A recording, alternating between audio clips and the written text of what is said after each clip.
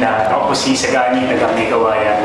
Bali, nagkaroon po ng sakit yung mother ko, 3rd week ng February, itong taon lang po na to.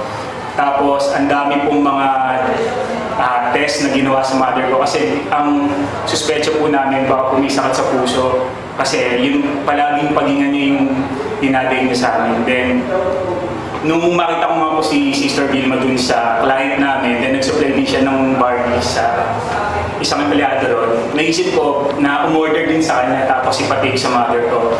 Tapos, ilang araw pa lang, may nakita na kaming changes. Siya na rin kasi nagsabi sa akin na parang lumakas na siya kasi before, nang hindi pa siya nagtitake ng barley, hindi siya nakakain ng maayos, hindi siya nakakatulog ng maayos, lagi siya mahirapan, huminga.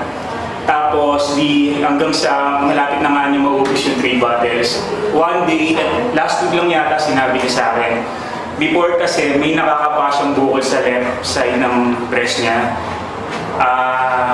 Natuwa ako kasi sabi niya, nang minsan daw nung kinakapa niya uli, hindi niya na raw makakapa yung bukol na yun. Yun yung masasabi kong miracle na nangyari naman sa mother ko. In the best. Grabe. So, thank you very much.